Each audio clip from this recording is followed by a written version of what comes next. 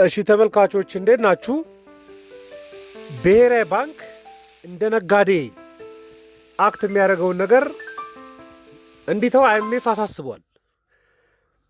እሱም ምንድነው? ብሔራዊ ባንክ ከወርቅ ነጋዴነት እንዲወጣ ማለት ነው። ከወርቅ ንግድ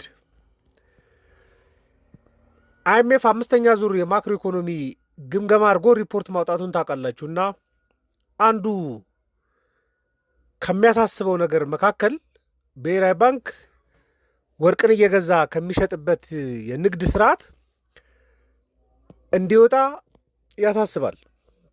ይህንን ሀሳብ በደንብ አቅርበላችሁ። ለምንድን ነው አይኤምኤፍ ይህን ጉዳይ እንደ ስጋት የሚመለከተው? ደግሞ ብሔራዊ ባንክ ከዚህ ገበያ ውስጥ የሚወጣ ከሆነ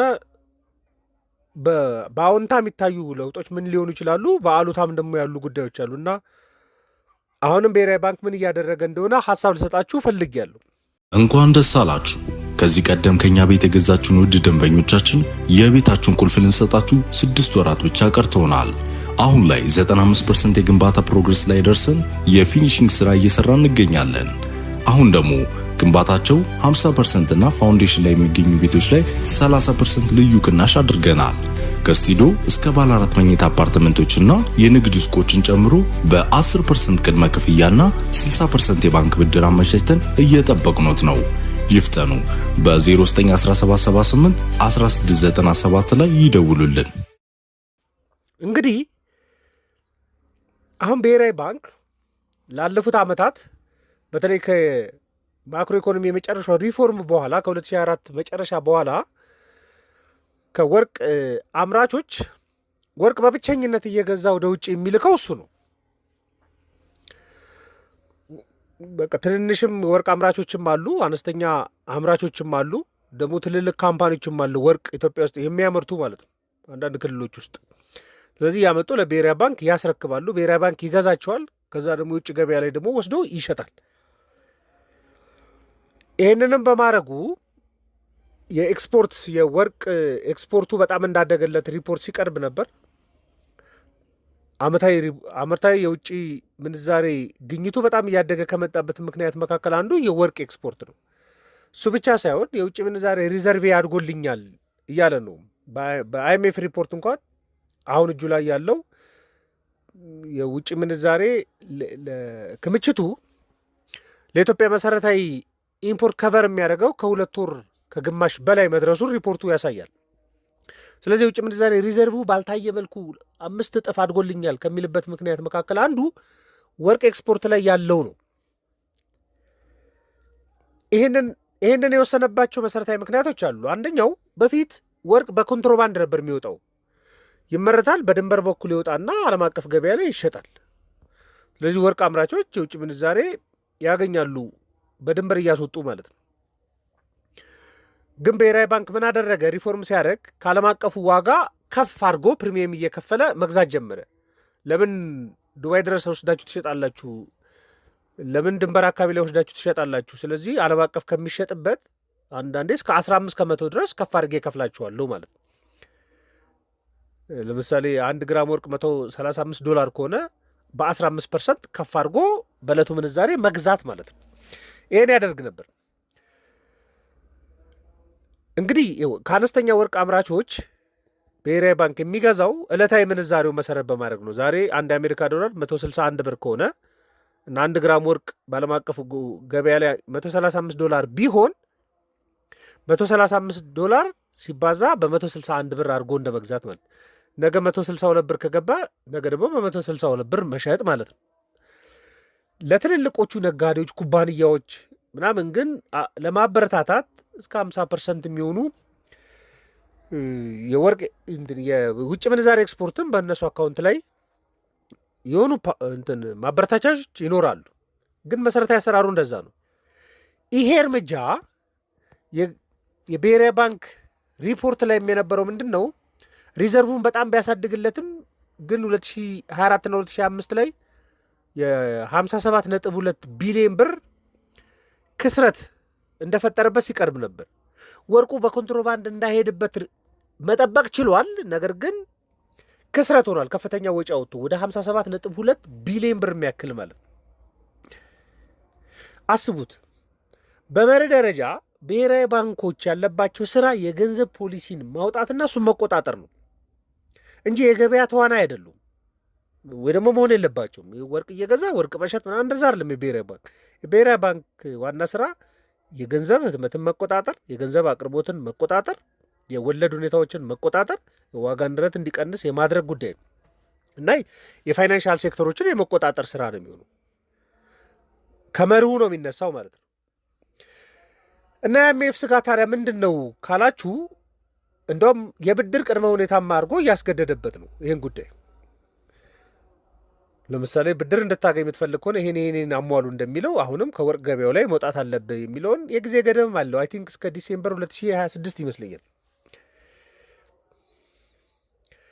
እና የአይኤምኤፍ ስጋት ምንድን ነው? የመጀመሪያው ገንዘብ በዝቷል ብሎ ነው የሚያምነው። ይኸው ብሔራዊ ባንክ ወርቅ ለመግዛት በጣም የወርቅ ምርትም በጣም ስላደገ በጣም ብዙ ባለሀብቶች እዛ ላይ ኢንቮልቭ እያደረጉ ነው እንደምታውቁት። እና የወርቅ ምርት በአነስተኛ አምራቾችም በትልልቅ ኩባንያዎችም ጨምሯል በሪፖርት ደረጃ። እና ብሔራዊ ባንክ ወርቅ ለመግዛት ሲባል በጣም ብዙ ብር ወደ ገበያ ማውጣቱ አይቀርም።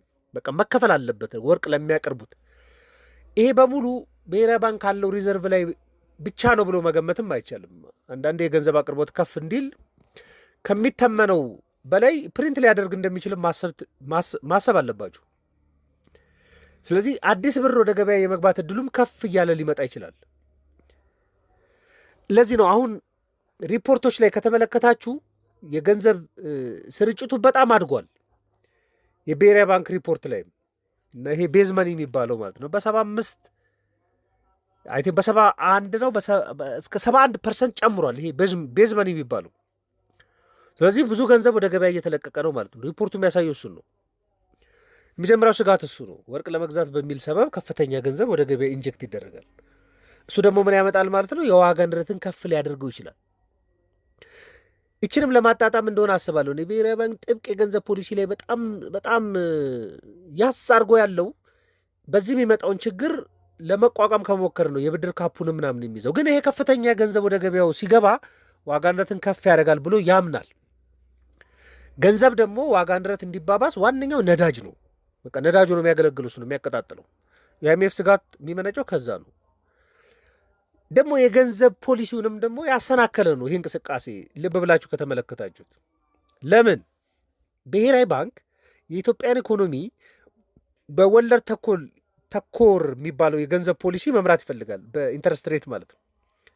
ምን ማለት ነው? አታበድሩ፣ እንደዚህ አታደርጉ፣ እንደዚህ አታደርጉ ከሚል ይልቅ ባንኮችን ከሱ ጋር ሊበደሩ ሲመጡ በወለድ መያዝ ማለት ነው። በቃ 15 ከመቶ ነው የወለድ ተመኑ። ስለዚህ አንድ ባንክ ማበደር ከፈለገና ከብሔራዊ ባንክ ሊበደር ከፈለገ በዚች ካፕ ከፍና ዝቅ እያደረገ ገንዘብ እንዳያገኙ ሊያደርጋቸው ይችላል። ስለዚህ ከብዙ ጊዜ በኋላ አሻሻል የሚባለው ምንድነው? ብሔራዊ ባንክ ከቀጥታ ከቁጥጥር ወጥቶ የወለድ ተመን የገንዘብ ፖሊሲን እየተከተለ ነው። ሉክ ይሄንን ፖሊሲ እየተከተለ የብድር ካፕ እያስቀመጠ ባንኮች እንዳያበድሩ፣ ባንኮች በልቅ ሁኔታ ላይ እንዳያበድሩ ካፕ ተቀምጦባቸዋል። ይሄ በሙሉ ምንድን ነው? ገንዘብ ወደ ገበያው በጣም እንዳይሰራጭ ለማድረግ ነው። ነገር ግን ብሔራዊ ባንክ ወርቅ ለመግዛት ሲባል ራሱ ደግሞ የፈሰስ እያደረገ ነው። ሁለቱም የሚጣረሱ ናቸው ነው ጉዳዩ የሚሆነው። ስለዚህ ይሄ ስጋት ሊሆን ይችላል። ደግሞ ካሰብ ነው የብሔራዊ ባንክ ሮልም አይደለም። በቃ መሰረታዊ ስራው ሌላ ነው እያልን ነው። ወርቅ እየገዛ ወርቅ መሸጥ ደግሞ መሰረታዊ የሚባል የብሔራዊ ባንክም ስራ አይደለም። ያው ከችግር ወደዛ የመጣበት እንደሆነ ይታወቃል።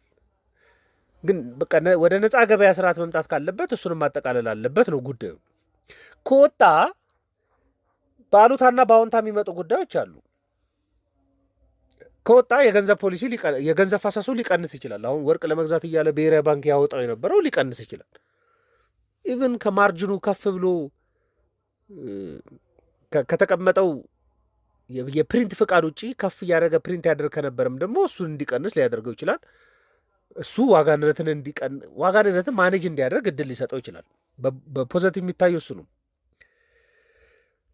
ብሔራዊ ባንክ ደግሞ ጠንካራ እንዲሆን ሊያደርጉ ይችላል። አሁን ብሔራዊ ባንክ ከወርቅ የውጭ ምንዛሪ ያገኛለሁ እሱንም አገኘው እያለ በጨረታም ለባንኮቹም ይለቃል፣ ለገበያውም ይለቃል፣ ሪዘርቭ ይይዛል። እንደዛ ነበር ሲያደርግ የነበረው። ስለዚህ በጣም የሚመካበት የውጭ ምንዛሬ ግኝቱ ነው። ግን አሁን ፊቱን ወደ ሌላ ማዞር ይችላል።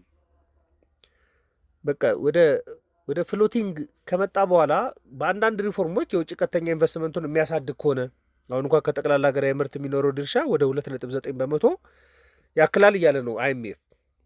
ስለዚህ የውጭ ቀጥተኛ ኢንቨስትመንት ላይ ሌሎቹ ላይ ፊቱን የሚያዞር ከሆነ ሌሎቹ ላይ ጠንካራ እንዲሆን ሊያደርገው ይችላል። ደግሞ የIMF አንዱም ቅድመ ሁኔታ የግል ሴክተሩ ኢኮኖሚ ላይ ያለው ተሳትፎ ማደግ አለበት እያለ ነው። የወርቅ ንግዱ ከግል ሴክተሩ ተቀምጧል እኮ ከባንኮች ተቀምጧል። ስለዚህ ለግል ሴክተሩ ሊከፈት ነው ማለት ነው።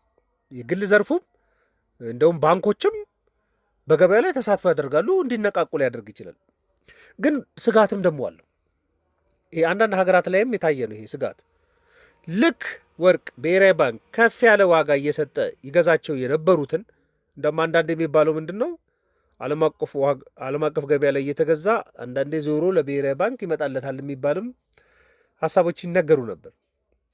ልክ ከፍ እያደረገ በኮንትሮባንድ እንዳይወጣበት ነው የሚከፍለው እኮ አሁን ከፍ እያደረገ ልክ እሱን ሲያስቀር ወርቁ በኮንትሮባንድ መውጣቱ ሊጀምር ይችላል። መውጣት ይጀምራል፣ ደግሞ ወደ ቦታ ይመለሳል፣ ወደ ኮንትሮባንዱ ይመለሳል ማለት ነው። ይሄ ደግሞ ኤክስፖርቱን ሊቀንሰው ይችላል። አሁን የኢትዮጵያ ብሔራዊ ባንክ እንደሚያቀርበው ሪፖርት እስከ 39 ሜትሪክ ቶን ደርሷል ኤክስፖርት የሚያደርገው ወርቅ ማለት ነው። ይሄ ሊያስቀርበት ይችላል፣ ወደ ኮንትሮባንድ ሊዞር ይችላል። ይሄ ደግሞ የውጭ ምንዛሬ ግኝቱን ሊቀንስበትም ይችላል። ይሆናል። ለምሳሌ ታንዛኒያም እንደዚህ ገጥሟች ነበር። ብሔራዊ ባንክ ማበረታቻ ሲያነሳ በጣም ኮንትሮባንዱ ተሟሟቀ። ግን የታንዛኒያ ብሔራዊ ባንክ ምንድን ያደረገው ታክስ ለወርቅ አምራቾች ታክስ መጠናቸውን ሲቀንስላቸው የግል ዘርፉ የዛን ጊዜ መነቃቃት በኮንትሮባንድ ይወጣ የነበረውን በህጋዊ መልኩ ለመሸጥ አይነት ሙከራዎች ሲያደርጉ ነበር። እና ብሔራዊ ባንክ ታዲያ ምን እያደረገ ነው ከዚህ ገበያ ለመውጣት ከተባለ አንዳንድ የሚቀርቡ ሪፖርቶች ነበሩ ተቀብሎ ወደ ተግባር እየገባ መሆኑን የሚያሳዩ። በቃ የግሉ ዘርፍ ወርቅ ንግድ ላይ እንዲዞር ጥናቶች ሲቀርቡ አስታውሳለሁ። ባንኮች ከአምራቾች ቀጥታ ገዝተው ወርቅን ገዝተው ወደ ውጭ የሚልኩበትን ሁኔታ ለማመቻቸት አዲስ አሰራር ለመዘርጋት እየሞከረ መሆኑን እንደዚህ አይነት ሀሳቦችን እንሰማለን። ደግሞ ሽግግር ወቅቱንም ለመምራት አሁን ሽግግር ወቅትም እስከ ዲሴምበር እንኳን ነው ቢባል በአንዴ አይደለም። በአንዴ ብሔራዊ ባንክ እጁን ካነሳና ፕሪሚየሙ ከተነሳ ወደ ጥቁር ገበያ ወደ ኮንትሮባንድ ሊሄድበት ስለሚችል ቀስ በቀስ አሁን ፕሪሚየሟን በመቀነስ ከዚህ ቀደም ዜና ወጥቷል። በቃ በዓለም አቀፍ ዋጋ ነው የምገዛው። ስለዚህ በዓለም አቀፍ ዋጋ የሚገዛ ከሆነ ፕሪሚየሟን አያስቧትም ማለት ነው። እንደዚህ እያለማመደ ቀስ ብሎ ሊወጣ ይችላል። እና በእኔ ሀሳብ ማስበው ምንድን ነው ይሄ ጉዳይ ጥሩ ውሳኔ ነው። ብሔራዊ ባንክ ወደ ሌሎች ስራዎቹ ነው ማተኮር ያለበት። ትክክለኛ የሞኔታሪ ፖሊሲን የሚመራበት ስራዎች ላይ ማተኮር አለበት። የግል ዘርፉ ገበያ ውስጥ ገብቶ በጣም ጠንካራ ተሳትፎ እንዲኖረው ማድረግ በደንብ ነው የሚያስፈልገው። የግል ሴክተሩ ጠንካራ የሚሆን ከሆነ የግል ባንኮች ወርቅ ገበያ ላይ ያላቸው ተሳትፎ በጣም ጠንካራ የሚሆን ከሆነ ኤክስፖርቱ በብሔራዊ ባንክ በኩል ባይመጣም በግል ሴክተሩና በንግድ ባንኮቹ በኩል ሊመጣ ይችላል። ስለዚህ ሽግግሩ የሚመራበት መልኩ ከአሁን በኋላ የሚመራበትን መልኩ በጣም ማጠናከር ያስፈልጋል። ኤክስፖርቱ ሳይቀንስበት፣ ሪዘርቭ ሳይቀንስበት። ስለዚህ የግል ሴክተሩ ወርቅ ገበያ ውስጥ የሚሳተፍ ከሆነ ብር የሚያገኝበት ሁኔታም ደግሞ ማመቻቸት አለበት። ካፑን እንቅ አድርጎ ገበያ ውስጥ ላያሳተፉ ይችላሉ። የግል የንግድ ባንኮችም ካፑ ባለባቸው ውስጥ ካሽ በማያገኙበት መልኩ ውስጥ የወርቅ ገበያ ላይ ለመሳተፍ ትንሽ ሊቸገሩ ስለሚችሉ እነሱም ጠንካራ እንዲሆኑና ካፒታል ኖሯቸው ወርቅ ገበያውን እንዲመሩ ማድረግ ላይ ስራ መስራት ያስፈልጋል ብዬ አምናለሁ። ይህን ሀሳብ ለእናንተ ሼር ለማድረግ ነው። ማንኛውም ሀሳብ አስተያየት ካለ ደግሞ ልትልኩልኝ ትችላላችሁ። ለነበረን ቆይታ በሙሉ ከልብ አመሰግናለሁ። መልካም ቀን።